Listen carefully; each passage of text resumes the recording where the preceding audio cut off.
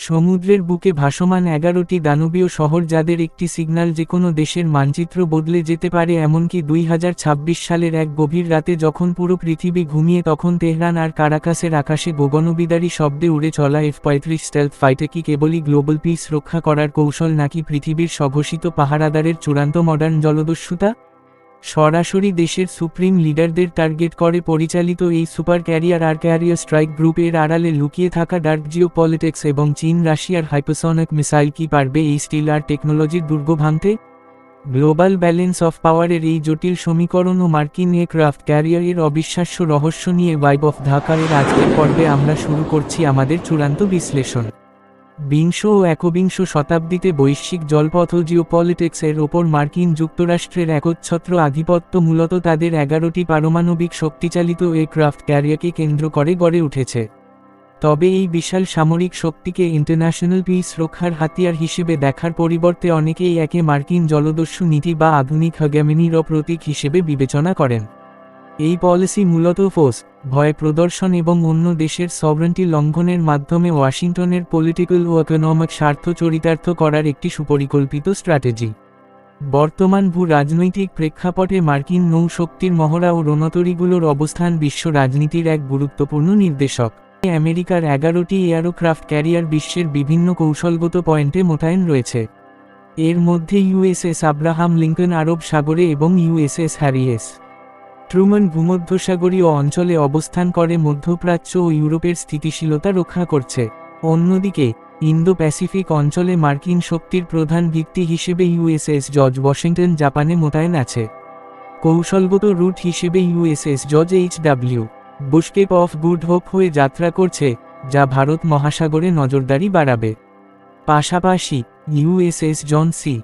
স্টেনেস ও USS Ronald Reagan বর্তমানে রক্ষণাবেক্ষণ ও আধুনিকায়ন প্রক্রিয়ার মধ্য দিয়ে যাচ্ছে। এই বিশাল নৌসজ্জা কেবল সামরিক শ্রেষ্ঠত্ব নয়, দক্ষিণ এশিয়ার সমুদ্রসীমার নিরাপত্তা ও ভূ-রাজনৈতিক সমীকরণে গভীর প্রভাব বিস্তার করে। মূলত এই ভাসমান দুর্গগুলোই বিশ্বব্যাপী আমেরিকার নিরঙ্কুশ আধিপত্য বজায় রাখার প্রধান হাতিয়ার। এই জাহাজগুলো কখনোই একা চলাচল করে না, বরং এদের ঘিরে থাকে একটি বিশাল ও শক্তিশালী নৌবহর, যাকে বলা হয় ক্যারিয়ার স্ট্রাইক গ্রুপ। একটি রণতরীকে সুরক্ষা দিতে এবং অ্যাটাক পরিচালনা করতে এর সাথে থাকে অন্তত একটি গাইডেড মিসাইল ক্রুজার যা আকাশপথের প্রোটেকশন দেয়, এবং অন্তত দুটি গাইডেড মিসাইল ডেস্ট্রয়ার যা সাবমেরিন ও যুদ্ধবিমান ধ্বংস করতে সক্ষম। এছাড়া একটি আক্রমণাত্মক নিউক্লিয়ার সাবমেরিন সমুদ্রের নিচ থেকে নিঃশব্দে পাহারা দেয় এবং রসদ সরবরাহের জন্য থাকে বিশাল লজিস্টিক জাহাজ।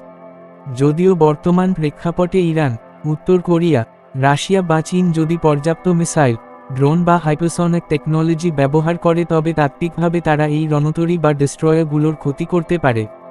তবে বাস্তবে এটি অত্যন্ত কঠিন, কারণ আমেরিকার এই জাহাজগুলো সর্বদা একটি শক্তিশালী মাল্টি লেয়ার ডিফেন্স সিস্টেম দ্বারা আবৃত থাকে।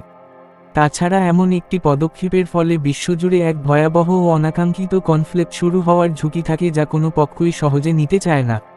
মার্কিন এই নৌ আধিপত্যের সবচেয়ে নেতিবাচক দিক হল অন্য দেশের ইন্টারনাল অ্যাফেয়ার্সে অনাকাঙ্ক্ষিত ও বিধ্বংসী হস্তক্ষেপ। 1971 সালে বাংলাদেশের মুক্তিযুদ্ধের চূড়ান্ত মুহূর্তে সাধারণ মানুষের ওপর ভীতি প্রদর্শন করতে বঙ্গোপসাগরে 7th ফ্লিট পাঠানো ছিল এই সাম্রাজ্যবাদী মেন্টালিটির এক নগ্ন উদাহরণ। এই ধারাটি গত অর্ধশতাব্দী ধরে বিশ্বজুড়ে অব্যাহত রয়েছে। কোনো স্বাধীন ও সার্বভৌম দেশের লিডারশিপকে সরাসরি লক্ষ্যবস্তু করা কিংবা আধুনিক প্রযুক্তির সহায়তায় হামলা চালানো প্রমাণ করে যে আমেরিকা নিজেকে পৃথিবীর অলিখিত পাহারাদার হিসেবে প্রতিষ্ঠিত করতে চায়।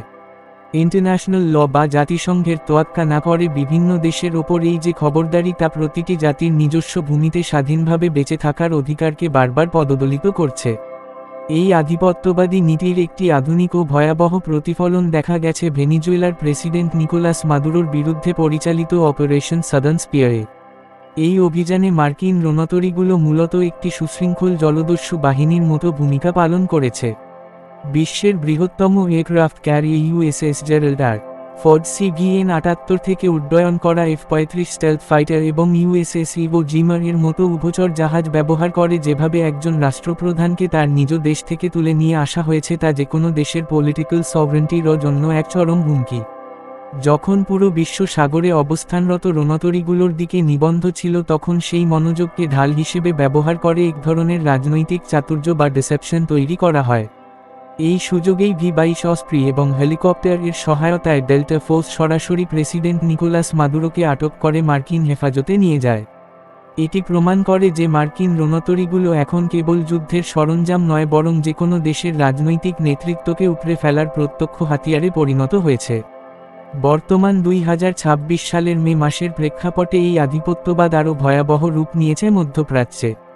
ফেব্রুয়ারি মাসে তেহরানের প্রাণকেন্দ্রে যুক্তরাষ্ট্র ও ইসরায়েলের সরাসরি জয়েন্ট মিলিটারি অপারেশন মধ্যপ্রাচ্যের ইতিহাসে এক অভূতপূর্ব পরিস্থিতির সৃষ্টি করেছে। দীর্ঘদিনের ইন্টেলিজেন্স তৎপরতা ও আধুনিক প্রযুক্তির সমন্বয়ে পরিচালিত এই অভিযানে ইরানের শীর্ষ নেতৃত্বকে লক্ষ্যবস্তু করা হয়।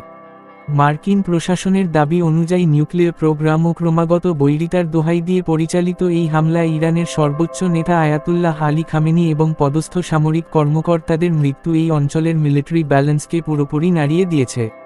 একটি স্বাধীন রাষ্ট্রের শীর্ষ নেতৃত্বকে এভাবে সামরিক অভিযানের মাধ্যমে সরিয়ে দেওয়া মূলত সেই মার্কিন জলদস্যু নীতিরই এক চরম বহিঃপ্রকাশ যা আন্তর্জাতিক স্থিতিশীলতাকে ধ্বংসের মুখে ঠেলে দিয়েছে।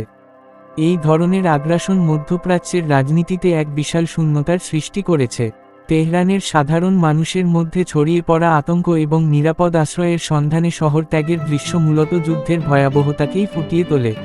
মার্কিন নৌশক্তি ও বিমান হামলার এই দাপট কেবল একটি অঞ্চল নয় বরং গ্লোবাল ইকোনমি এবং বৈশ্বিক নিরাপত্তার ওপর গভীর নেতিবাচক প্রভাব ফেলছে।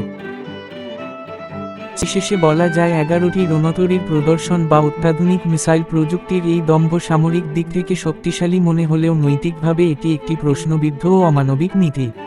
সার্বভৌমত্ব প্রতিটি স্বাধীন দেশের মৌলিক অধিকার, কিন্তু মার্কিন শক্তির এই দাম্ভিকতা সেই অধিকারকে বারবার খর্ব করেছে। উন্নত প্রযুক্তি আর বিশাল জাহাজ ব্যবহার করে অপেক্ষাকৃত দুর্বল বা অবাধ্য জাতির ওপর যে আধিপত্য আমেরিকা চালিয়ে আসছে তা মূলত একটি আধুনিক জলদস্যুতা।